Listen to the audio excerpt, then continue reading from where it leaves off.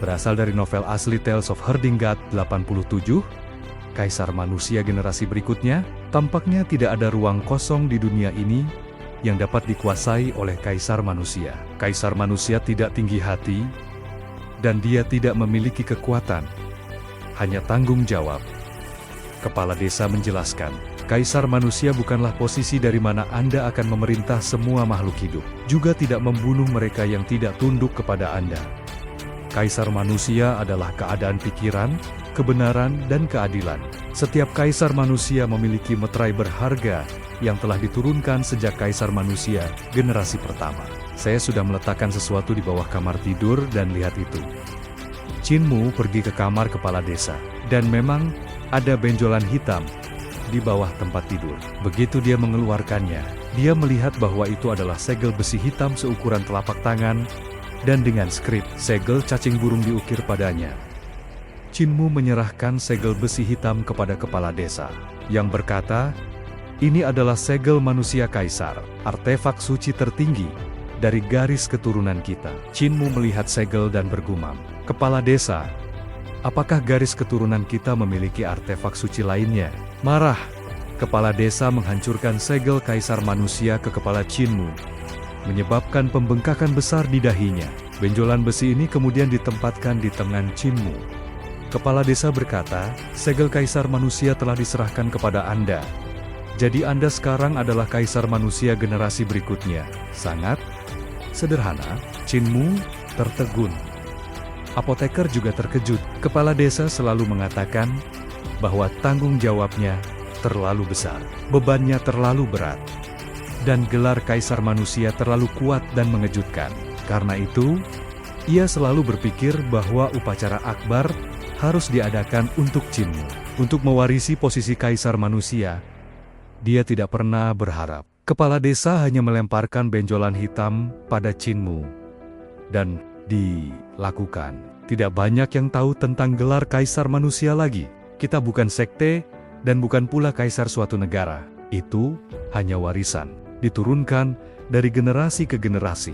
Jadi hanya akan ada satu di setiap generasi. Dan biasanya orang yang paling cerdas dengan pemahaman terbaik akan ditemukan untuk mewarisi gelar tersebut.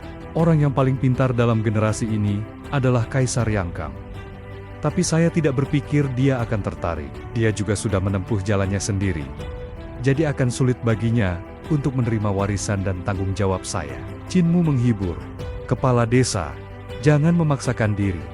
Saya pikir Anda masih bisa menemukan seseorang yang lebih baik. Apoteker memiliki ekspresi aneh. Sementara kepala desa hampir mati karena menahan diri.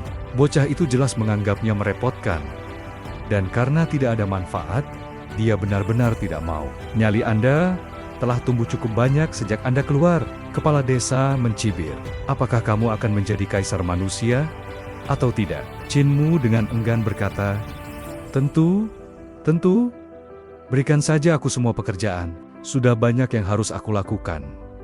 Jadi seorang Kaisar Manusia tambahan tidak akan membuat perbedaan." Kepala desa tidak bisa berkota-kota karena marah. Dia berharap dia bisa menumbuhkan lengan hanya untuk mengetuk pemuda itu di kepalanya ketika dia memarahi. Banyak orang memohon padaku untuk mengajari mereka teknik pedangku. Tetapi aku tidak mengajar mereka. Mereka memohon padaku untuk meninggalkan warisanku kepada mereka. Tapi aku tidak memberikannya kepada mereka. Beraninya kau menolaknya seperti itu? Chinmu menundukkan kepalanya dan menendang kerikil saat dia berkata dengan kesal. Aku tidak menolak. Hanya saja gelar ini tidak ada gunanya. Kepala desa, kenapa kau tidak mengajari aku keterampilan pedangmu dan lulus gelar Kaisar Manusia ini kepada orang lain? Kepala desa tersenyum dengan amarah dan menatap apoteker. Katamu, apakah dia menolaknya atau tidak? Apakah memalukan untuk menjadi Kaisar Manusia? Kamu menjadi semakin galak. Apoteker batuk dan berkata, kalian berdua perlahan-lahan akan membicarakan ini.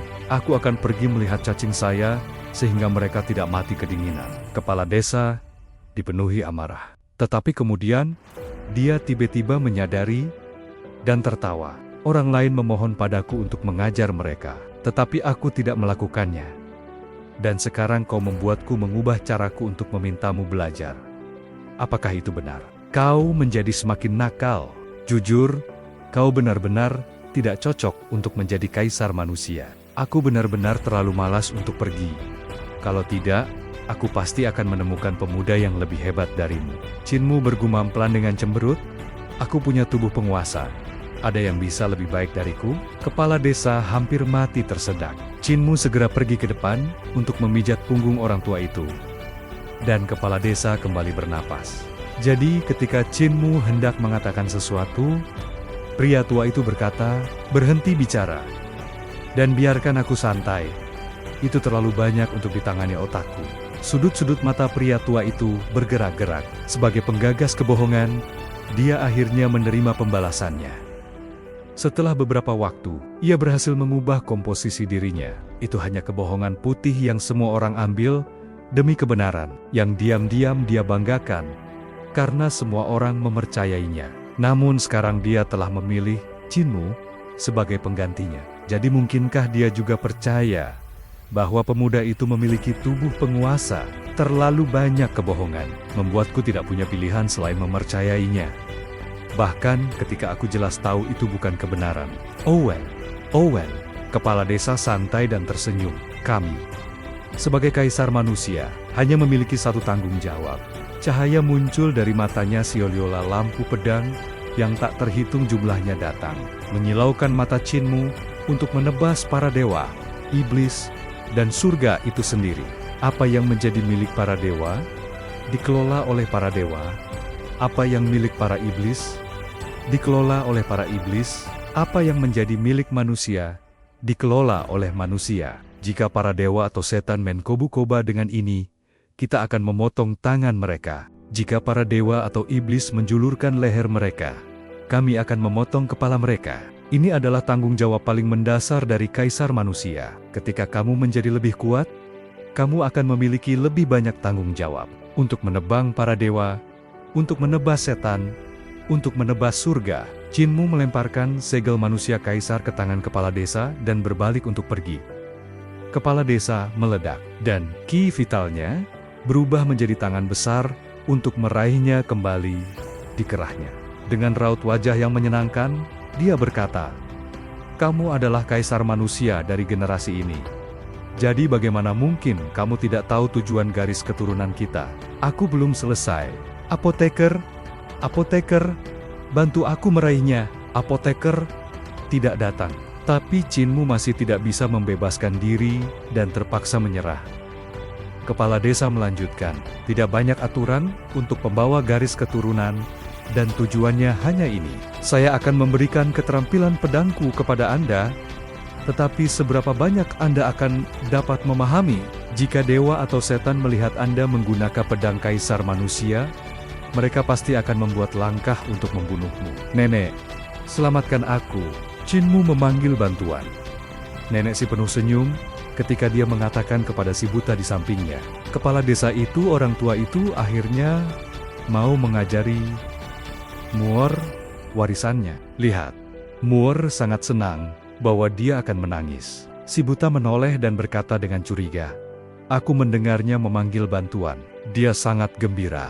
Nenek si berseri-seri. Warisan kepala desa telah membuat banyak orang iri. Dia adalah orang nomor 1 di dunia saat itu. Dewa pedang yang terkenal.